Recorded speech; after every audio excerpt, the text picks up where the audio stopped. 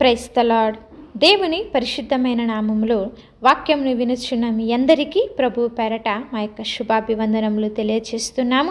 మీరు మాకు తెలియజేస్తున్న ప్రతి ప్రార్థన అంశం గురించి మేము ప్రార్థిస్తున్నాము. ఇంకా మీకు ఏమన్నా ప్రార్థన అవసరతలు ఉన్న ఎడల స్క్రీన్ మీద కనిపిస్తున్న నెంబర్కి కానీ కింద కామెంట్ సెక్షన్లో కానీ మీరు మాకు తెలియజేసిన ఎడల మేమందరము కూడా మీ గురించి ప్రార్థన చేస్తాము. దేవుని యొక్క ఉన్నతమైన కృప కాపుదల మీకు మీ కుటుంబాలకు తోడై ఉండి నడిపించునుగాక. ఈరోజు దేవుని వాగ్దానము, నీ వాక్యము నా పాదములకు దీపమును నా త్రోవకు వెలుగునై ఉన్నది. కీర్తనల గ్రంథము 119వ కీర్తన 105వ వచనము. ప్రియ సహోదరి సహోదరులారా, మనము రాత్రిపూట ప్రయాణం చేయాలి అంటే లైట్ అనేది చాలా కంపల్సరీగా కావలసినటువంటి విషయం అండి. మన యొక్క ఆత్మీయ స్థితిలో కూడా ఈ లోకపు చీకట్లను దాటుకోవాలి అంటే వాక్యం అనే వెలుగులో మనము నడుచుకోవాలి. ఒకవేళ నువ్వు కారులో ప్రయాణిస్తున్నా, బస్సులో ప్రయాణిస్తున్నా, లేకపోతే బైక్ మీద వెళ్తున్నా, లేకపోతే సైకిల్ మీద వెళ్తున్నా, కానీ నీకు నీ చేతిలో వెలుగు అనేది ఉండాలి. టార్చ్ లైట్ అయినా ఉండాలి. లేదంటే ఆ చీకటి మార్గంలో నువ్వు ఎటు వెళ్తున్నావో నీకు తెలియదు. నువ్వు ఏ మార్గం గుండా ప్రయాణిస్తున్నావో నీకు తెలియదు. వెలుగు అనేది కనుక లేకపోతే నువ్వు ఎక్కడో ఒక చోట పడిపోయే ప్రమాదం ఉన్నది. మరి యాక్సిడెంట్స్ అయ్యే ప్రమాదం ఉన్నది. దెబ్బలు తగిలే అవకాశం ఉన్నది. మరి క్రూర జంతువులే కానీ, అడవి మృగాలే కానీ నీ మీద దాడి చేసే ప్రమాదం అనేది చాలా ఉన్నదండి. అలాగే జీవితం అనే ప్రయాణంలో కూడా గమ్యాన్ని చేరాలి అంటే వాక్యం అనేది మనకి చాలా అవసరము. మనల్ని మనము ఆయనకి అప్పగించుకుంటే మనలను ఆయన నడిపిస్తాడు. సాతాను మనల్ని ఎప్పుడు పడవేయాలని ఎల్లప్పుడూ కూడా ప్రయత్నం చేస్తూనే ఉంటాడండి. కానీ ఎప్పుడైతే మనం ఆయనకి మనల్ని అప్పగించుకుంటామో, వాక్యపు వెలుగులో మన యొక్క జీవిత ప్రయాణాన్ని ఎప్పుడైతే మనము సాగిస్తామో, ఈ లోకంలో ఉన్నంత కాలము వినయము కలిగి, విధేయత కలిగి, ఆయన చెప్పినట్లు గనక మనము నడిచినట్లయితే ఆయనే మనకి తోడుండి మన యొక్క మార్గంలో నడిపించే దేవుడు. బాధలు ఎదురైన వేళలో, కష్టాల సమయంలో, నష్టాల సమయంలో నువ్వు ముందుకు వెళ్ళటానికి, ముందుకు అడుగు వేయటానికి నీకు మార్గం అనేది మరి కష్టముగా కనిపించినప్పుడు, ఎటు వెళ్ళాలో తెలియక, ఏ మార్గంలో ప్రయాణించాలో తెలియక, దిక్కుతోచక దిగులు చెందుతున్నటువంటి పరిస్థితుల్లో దేవుని యొక్క వాక్యమే మనలను నడిపిస్తుంది. ఆ వాక్యమే మనకు త్రోవను చూపిస్తుందండి.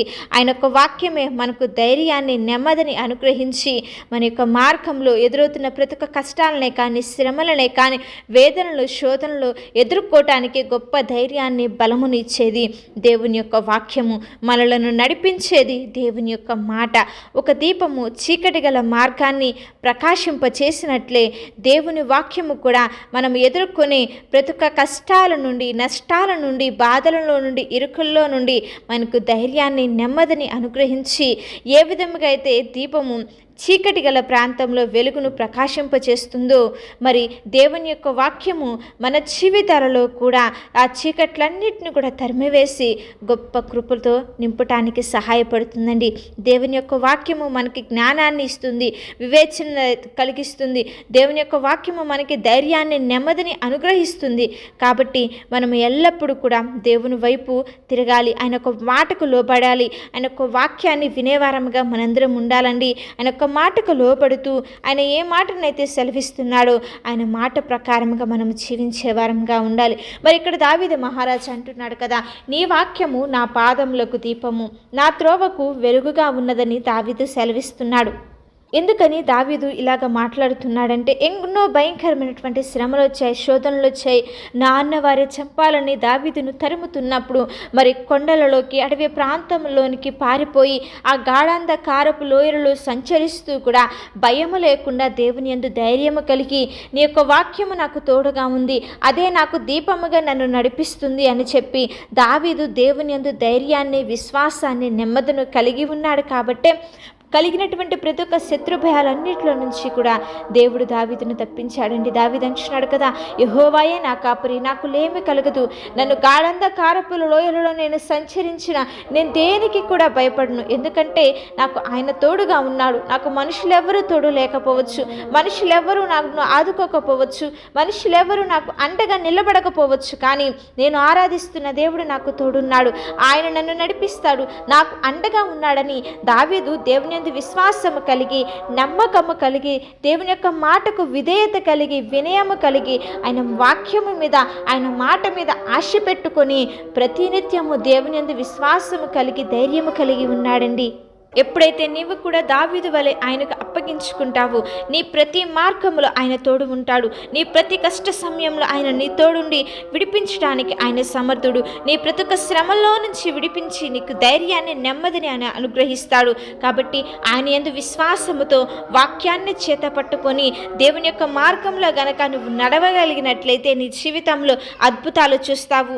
నీ సామర్థ్యము, నీ శక్తి, నీ బలము చేత కాదు, కేవలము ఆయన మాట ప్రకారముగా గనక నీ జీవితంలో నువ్వు చేయగలిగినట్లయితే గొప్ప వాగ్దానాలను ఆయన నీ పట్ల నెరవేరుస్తాడండి. కాబట్టి ఆయన యొక్క వాక్యమే నీ పాదములకు దీపము, నీ యొక్క త్రోవకు వెలుగుగా ఉన్నటువంటి విషయాన్ని జ్ఞాపకం ఉంచుకొని, గుర్తుపెట్టుకొని దేవుని యొక్క మాట ప్రకారంగా, ఆయన ఆజ్ఞల ప్రకారంగా దేవుని యొక్క మార్గంలో నడిచేవారంగా ఉందాము.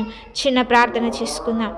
మమ్మల్ని మిక్కిలిగా ప్రేమించిన మా ప్రియ పరలోకపు తండ్రి, శ్రేష్టమైన కృప కలిగిన నామమును బట్టి మీకు స్తుతులు, స్తోత్రార్పణలు చెల్లిస్తున్నాం. అవును తండ్రి, మీ యొక్క వాక్యమే మాకు ధైర్యాన్ని ఇచ్చేది, మీ యొక్క వాక్యమే మమ్మల్ని నడిపించేది, మీ యొక్క వాక్యమే మమ్మల్ని బలపరిచేది, మీ యొక్క మాటే మమ్మల్ని స్థిరపరిచేది, మీ యొక్క మాటే మాకు స్వస్థత కలిగించేది. తండ్రి నీకు స్తోత్రంలయ్యా.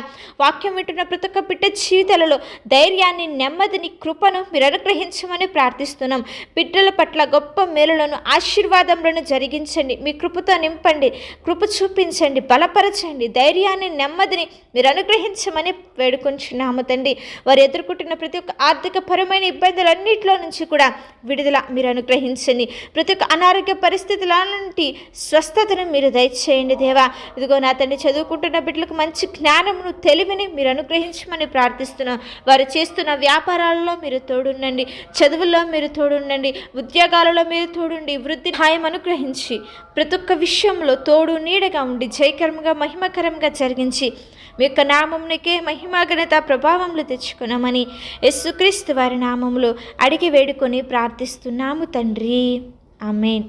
అలాగే మీ యొక్క ప్రార్థన అవసరతలు మాకు తెలియచేసిన ఎడల మేమందరము కూడా మీ గురించి ప్రార్థన చేస్తాము. దేవుని యొక్క ఉన్నతమైన కృప, కాపుదల మీకు, మీ కుటుంబాలకు తోడయుండి నడిపించునుగాక. ఆమేన్. మరి మందిరంలో 40 దినముల ఉపవాస ప్రార్థనలు జరుగుతున్నవి.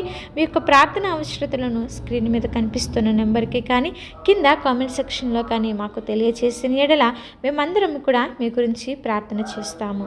దేవుడు మిమ్మల్ని అందరినీ కూడా ఈ యొక్క ఉపవాస ప్రార్థనల్లో దీవించి అత్యధికమైన కృపతో నింపి బలపరిచి అత్యధికమైన మేలులను అనుగ్రహించి నడిపించునుగాక.